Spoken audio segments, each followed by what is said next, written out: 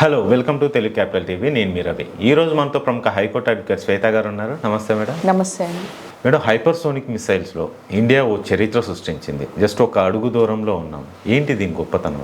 అవునండి, మన DRDO okay, defence research development organisation okay, ఇది చాలా పెద్ద అచీవ్మెంట్ అనుకోవచ్చు. ఇండియాని టాప్ లెవెల్లో వరల్డ్ ఫస్ట్ కంట్రీగా కూడా మనము అభివర్ణించవచ్చు. ఎందుకంటే ఈ హైపర్సోనిక్ మిసైల్స్ మొత్తం ఈ ప్రపంచంలో మూడు దేశాల దగ్గర ఉన్నాయండి.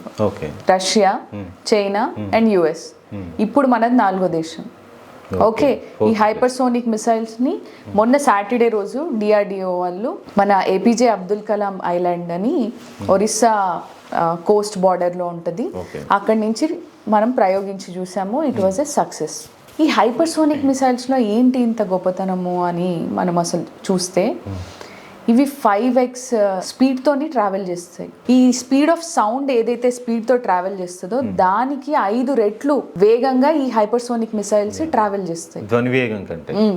ఓకే, అండ్ ఏంటి అని అంటే బ్యాలిస్టిక్ మిసైల్స్కి హైపర్సోనిక్ మిసైల్స్కి తేడా ఏంటి అని అంటే, బ్యాలిస్టిక్ మిసైల్ అంటే మనం ఇప్పుడు పాకిస్తాన్లో కరాచీలో మాత్రమే టార్గెట్ పెట్టాము అని అనుకోండి, అక్కడికే వెళ్ళుద్ది, ఆ టార్గెట్కే వెళ్ళి ఆ మిసైల్ అనేది అక్కడ డిప్లాయ్ అవుతుంది. అదే ఈ హైపర్సోనిక్ మిసైల్ అనుకోండి, ఇప్పుడు మనం ఫస్ట్ కరాచీ అనుకున్నాము, అక్కడి నుంచి లేదు అక్కడి నుంచి కాదు లాహోర్కి పెట్టాలి అనుకున్నాము, ఆ మిసైల్ యూజ్ చేయాలి అనుకున్నాం అనుకోండి, మనం ఇక్కడ చేంజ్ చేసుకోవచ్చు ఆ సాఫ్ట్వేర్. అప్పటికప్పుడు అది ఆల్టర్ చేసుకుంటుంది దాని కోర్స్ని. ఇక్కడికి వెళ్ళాలి అనుకున్నది, కరాచీకి వెళ్ళాలి అనుకున్నది లేదు లాహోర్కి వెళ్ళాలి అని అంటే దాని కోర్స్ ఆఫ్ డైరెక్షన్ లాహోర్ వైపు చేంజ్ చేసుకుంటుంది. ఓకే, అది సెకండరీ. ఇంకోటి ఏంటి అని అంటే, మామూలుగా కన్వెన్షనల్ మిసైల్ సిస్టమ్ కన్నా ఇది అన్డిటెక్టబుల్. దీన్ని డిటెక్ట్ చేయలేదు శత్రుదేశం, ఇది ఎక్కడుంది మన పైన లాంచ్ చేస్తున్నారు అనేది డిటెక్ట్ చేయలేదు.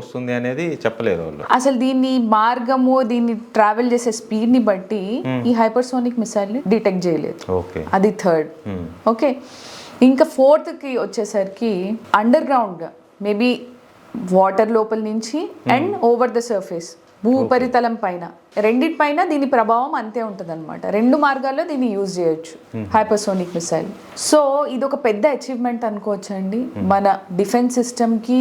ఇది ఒక మంచి బూస్టప్ మనల్ని మిగతా ఈ దేశాలు ఏవైతే ఉన్నాయో సో ఇంకా ఇండియా అండర్ డెవలప్డ్ కంట్రీయో డెవలపింగ్ కంట్రీయో కాదు, India is already developed country అని నిరూపించారు మన సైంటిస్టులు. అది కూడా ఒక గవర్నమెంట్ ఆర్గనైజేషన్ డిఆర్డిఓ అనేది.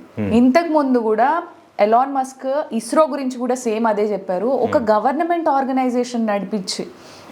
ఇస్రో ఒక గవర్నమెంట్ ఆర్గనైజేషన్, డిఆర్డిఓ కూడా సెంట్రల్ గవర్నమెంట్ నడిపించే ఒక ఆర్గనైజేషన్. ఇవేం ప్రైవేట్ ఆర్గనైజేషన్స్ కాదు, వీళ్ళకి లిమిటెడ్ ఫండ్స్ ఉంటాయి. ఓకే, ఇంత బడ్జెట్ అని ఇస్తారు, ఇంత బడ్జెట్లో కూడా వీళ్ళు అద్భుతాలు చేసి చూపిస్తున్నారు అని.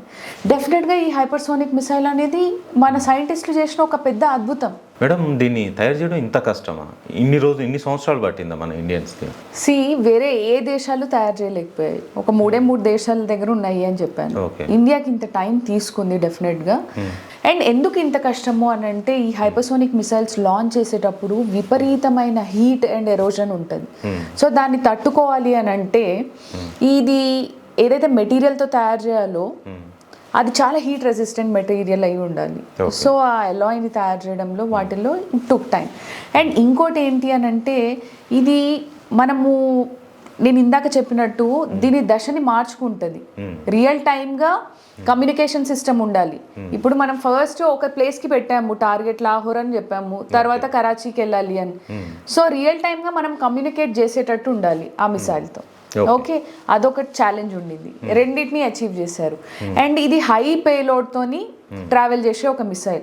ఆల్మోస్ట్ ఇప్పుడు మనము తయారు చేసిన హైపర్సోనిక్ మిసైల్ 1500 కిలోమీటర్స్ టార్గెట్ వరకు రీచ్ అవుతుంది. అంటే ఇటు చైనా, ఇటు పాకిస్తాన్, అన్ని మన బార్డర్ కంట్రీస్ ఏవైతే ఉన్నాయో అన్నిటిని కవర్ చేసి చూస్తుంది.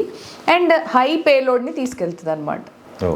So this is definitely an achievement అండి, డెఫినెట్లీ ఒక ఫెదర్ ఇన్ అవర్ హ్యాట్ అన్నట్టు డిఫెన్స్ సిస్టంలో. ఈ హైపర్సోనిక్ మిసైల్ వల్ల ఇండియాకి ఎలాంటి అసెట్ అయ్యో ఇండియాకి ఇట్స్ ఏ బిగ్ ఎసెట్ అండి. పక్కన పాకిస్తాన్ మన వైపు చూడాలన్నా కానీ ఇంకా అసలు ఇటువైపు చూపు తిప్పలేదు. ఓకే. చైనా ఆల్రెడీ తగ్గిపోయింది, ఇంకా మన జోలికి రాదు. ఇండియాని ముట్టుకోవాలి అని అంటే హైపర్సోనిక్ మిసైల్ గుర్తు రావాలి. చాలా గ్రేట్ అచీవ్మెంట్ అని చెప్పొచ్చు. మన డిఆర్డిఏ సైంటిస్ట్లకి హ్యాట్స్ ఆఫ్ అండి. హ్యాట్స్ ఆఫ్ అండి, డెఫినెట్లీ వాళ్ళకి హ్యాట్స్ ఆఫ్.